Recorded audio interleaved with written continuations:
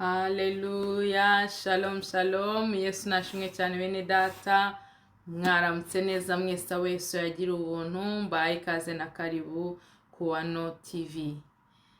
Nitwa Evangeliste Mama Teta, umwana w'Imana, Imana yagira ubuntu bwo kuvuga ubutumwa mu mahanga yose. Nguhaye ikaze na karibu ugeze kuri channel bwa mbere, Imana yamari guha umugisha. Wakoze cyane kuza kumva ijambo ry'Imana. Nimba utarakora subscribe, kora kuri ako kajambo k'umutuku kari kuri telefone yawe iruhande rw'ibumoso, ukane no kuri ako kazogera kugira ngo ninzajyanye na uploadinga video nshyashya ujye uhita uyibona uwo mwanya. Tugiye kujya imbere y'Imana dusenge, ubundi nze vuga ijambo Imana yashyize ku mutima wanjye uyu munsi. Mana nziza, Mana igira neza, se umwami wacu Yesu Kristo, uyu mwanya ndagushimiye kandi ndaguhimbaje. Ndagushimiye ko ushoboje kuza kuvuga ijambo ryawe data mwiza. Dongeye kuvuga ijambo ryawe, ntaba ari njyewe ahubwo izina ryawe rihabwa icyubahiro. Papa, umuntu wese uzumva iyi video uyifunguye agiye kuyumva, ndamusengeye kandi ndamusabiye. Mana muhe umugisha wo kumva ijambo ryawe, arikomeze ntirinyure mu gutwi ngo ringukire mu kundi, ahubwo rimubere urwego n'impamba izatugeza iwawe mu ijuru data wera. Icyo nsabye muri aka kanya, musabe umugisha kandi wiheshe icyubahiro muri aya masaha mu izina rya Yesu, amen. Tugiye kumva ijambo ry'Imana Imana yashyize ku mutima, turasanga mu Byahishuwe ibice 3 umurongo wa 7. Dusome mu izina rya Yesu Kristo. Wandikire marayika w'itorero ry'i Philadelphia uti: Uwera kandi w'ukuri, ufite urufunguzo rwa Dawidi, ukingura ntihagire ukinga, kandi ukinga ntihagire ukingura. Aravuga aya magambo ati: Haleluya.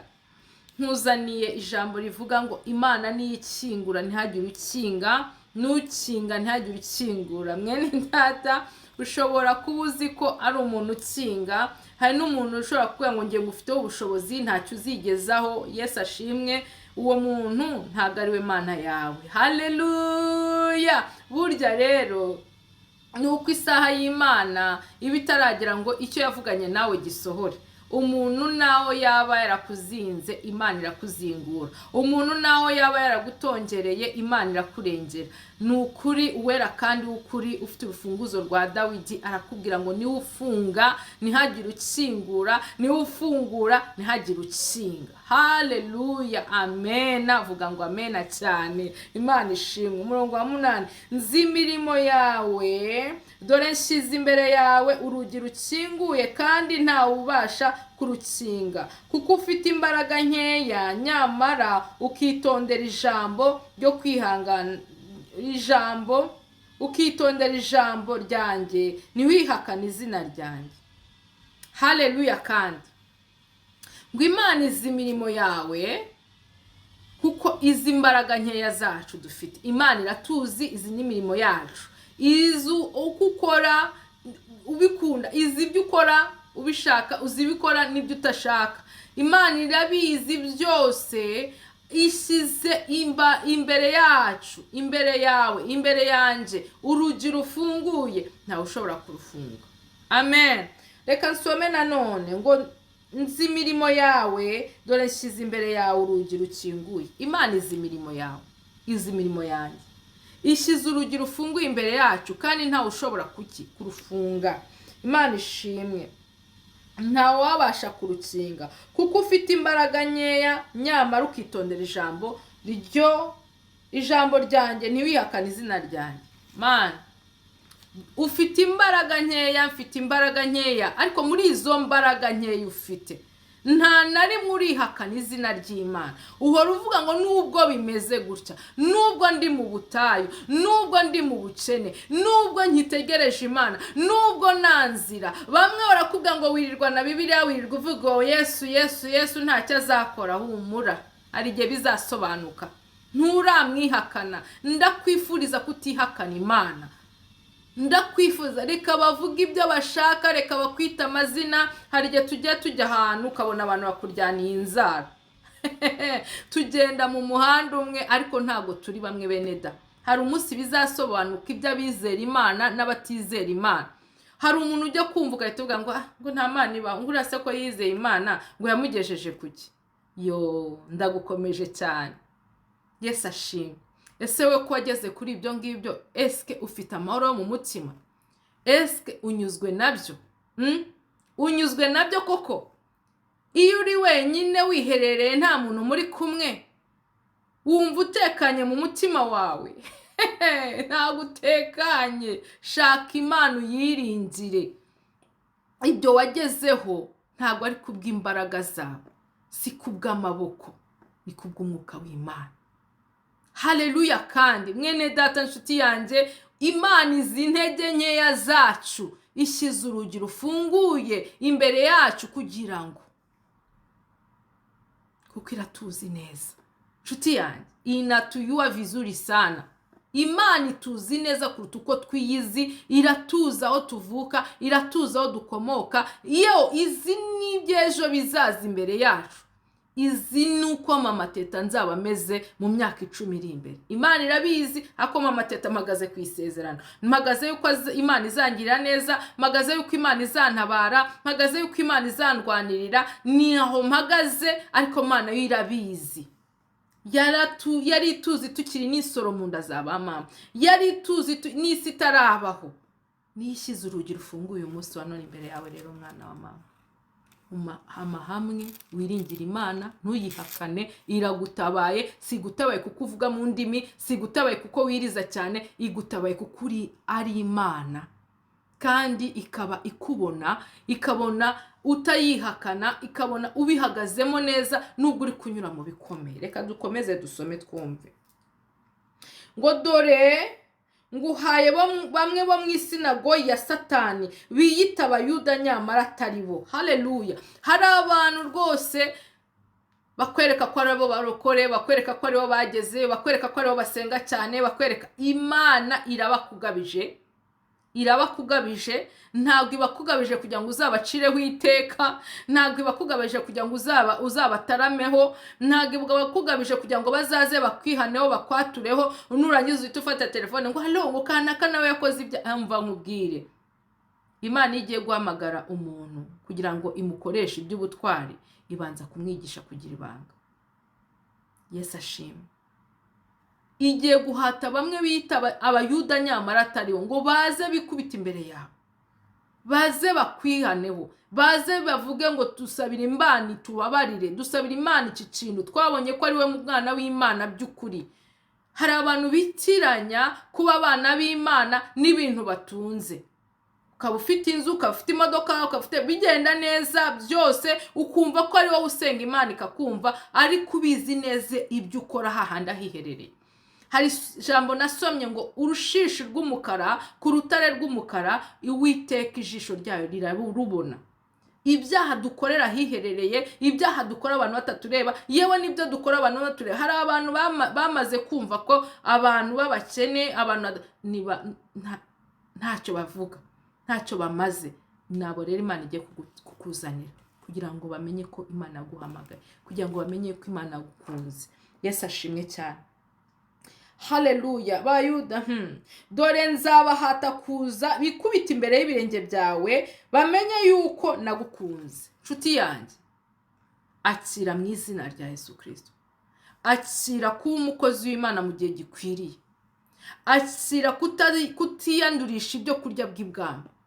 Akira gutegereza isezerano ry'Imana. Nukuri ntago rizatinda, rizasohora. Imana ibyivuze irabisohoza. Ndi umugabo wo kubihamya. Hari ibintu Imana kera yajyaga imbwira nza nkibaza inzira, nkibaza aho bizaturuka, bikancanga. Ariko uyu munsi wa none mbihagazemo.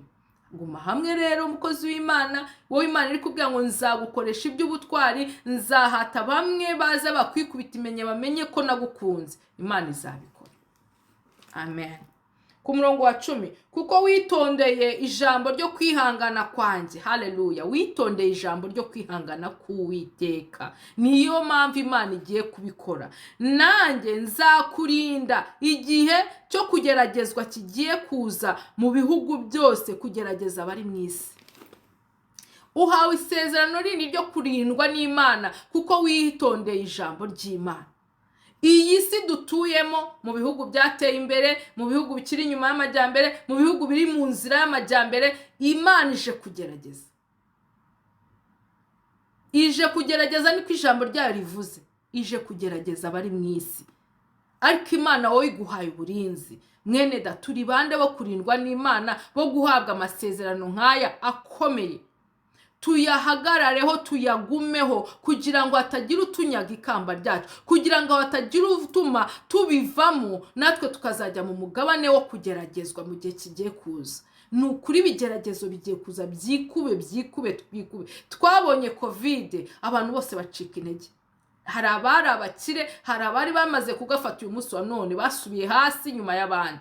Rero nshuti yanjye, igihe cyo kugeragezwa kw'Imana, reka tugume mu nkuge y'Uwiteka, tugume twiproteje amaraso Yesu Kristo adutwikire, abane natwe, akumane natwe, agendane natwe. Ujye usenga, usengere n'urubyaro rwawe. Amen. Narwo ruzarindwe. Uko Imana izakurinda, izakurindane n'abawe bose. Imana ishimwe. Haleluya. Mu bihugu byose, umurongo wa 11, ndaza vuba, komeza ibyo ufite, hatagira ukunyaga ikamba ryawe. Haleluya. Kristo araza vuba. Nubwo tubona yarakererewe, abantu navuze bavuga ngo Yesu araje mu 2000, naye nyiri mutoya, abantu bagurisha ibyabo barara mu nsengero bategereza Yesu baramubura. Ariko Yesu igituma ataza direct nuko harabo yapfiriye, abona batarakizwa. Umunsi bakijijwe, Imana izavuga. Rero mwene data, nshuti yanjye, murokore mwana w'Imana, muntu wamenye Imana, sukuba umurokore atuzi ngo abarokore. Abarokore se kwa? Ni umuntu wese wubaha Imana akayitinya. Uwo niwe murokore. Uwo niwe warokotse kurokoka ibyaha, kuva mu byaha ugakora ibyo gukiranuka, ubu uri umurokore. Ntago habivuga idini. Yesu ashimwe.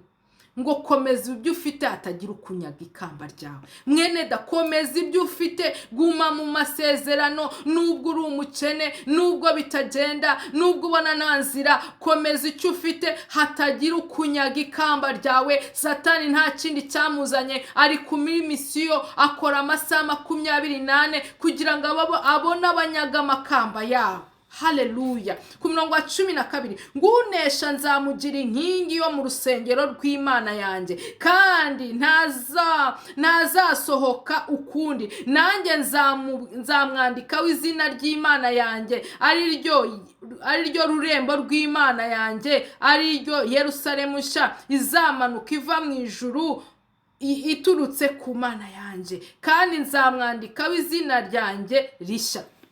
Bene da, unesha azaba inkingi. Buri nzu yose, yaba etaje, yaba inzu ibifite inkingi ya mwamba, nunesha uzahinduka inkingi yo mu rusengero rw'Imana. Ngo kandi kirutaho, Imana Kristo azaguha izina rishya. Hari amazina abantu batwita bitewe n'ibigeragezo turi kunyuramo. Hari amazina ababyeyi batwita, hari natwe ayo twiyita bitewe n'akazi twinjiyemo. Yesu ashimwe. Ariko hari izina Yesu azatwita. Mfite amatsiko yo kumenya izina Imana izanyita ku munsi wayo. Haleluya. Ndagushimiye cyane wumvishije iyi video. Imana yamari kugiriye neza. Nukuri reka dusenge gato. Mana, ndagushimye kubwira ijambo. Reka iri jambo rishinga imizi muri twebwe, uduhe gukomera no kubana uduhe gukomera muri wowe, kandi Umwami Yesu Kristo uturengere muri byose, mu izina rya Yesu Kristo. Amen. Senze isengesho ritoya kuko nikaga ko iminota yangishira. Imana iguhe umugisha, Imana ikugire neza, kandi nukuri Imana ishyize urugi rufunguye imbere yawe, ntawe ushobora kurifunga. Urugi ruri imbere yawe rurafunguye, nta mwana w'umuntu uzarufunga. Kandi ukomeze icyo ufite, hatagira ukunyaga ikamba ryawe. Ndagukunda cyane, wakoze cyane. Iyi video mfasha kuyisakaza, uyihe mwene so washobora kuba yaragiye kubivamo, abikumemo kugira ngo hatagira umunyaga ikamba rye. Uraba umfashije kuvuga ubutumwa, kandi ubwo nzahembwa n'Uwiteka tugeze mu ijuru, nawe Imana izaguhembera icyo. Yesu aguhe umugisha, Yesu akugire neza, mu izina rya Yesu, amen.